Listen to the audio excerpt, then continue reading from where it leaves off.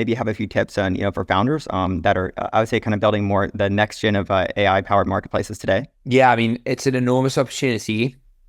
What you can do on AEO is what used to take like a year to get on SEO. You can now do in a week. I saw your Ethan. I know Ethan, and I saw your session with him. It was great.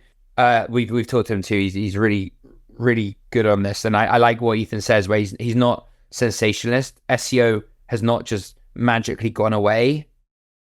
There are fewer clicks from SEO, but I think AEO, I would say AEO is a really fascinating kind of distribution channel of attracting users that you can get really quickly. However, it is nowhere near the size of SEO yet. And whereas we all wish they'd cross over so we can kind of take down the incumbents, I think you've got to do both. So hear the AEO excitement, but SEO still has an order of magnitude more users. So do both. Build speedboats, not tankers. There were moments where our organization should have been a tanker. There were one or two material structural changes we were doing, but we're going back to pods basically of like mini speedboats, one designer, one product manager, 3 or 4 engineers, let them cook. Like that in this world is the right formation for like pushing the team out.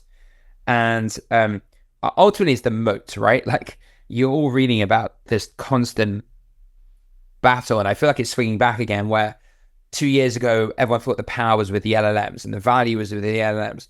Then in the last 18 months, so many apps and wrappers got funded that everyone was like, oh shit, maybe the LLMs are commoditized and actually all the value's on the front end.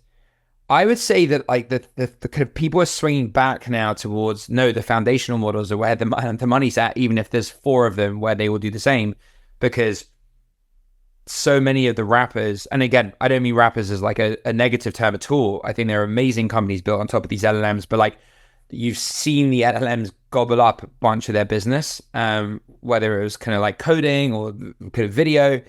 And so ultimately for all of us, and obviously we worry about this all the time, what's your unique moat? Like, and I think for us, it's not the brand, it's not the UI. I think for us, it's the listing infrastructure and the real-time piping of rental availability and pricing that you can't just crawl the internet for. That is the ultimate protection we have. And again, it's never enough. You always want more, but I think that's bought us an amount of time to really have a go at this market and make some real waves. But I'd ask yourselves the same question, which is like, what's the unique data or information kind of real-time kind of feeds that you have that ChatGPT or Anthropic do not?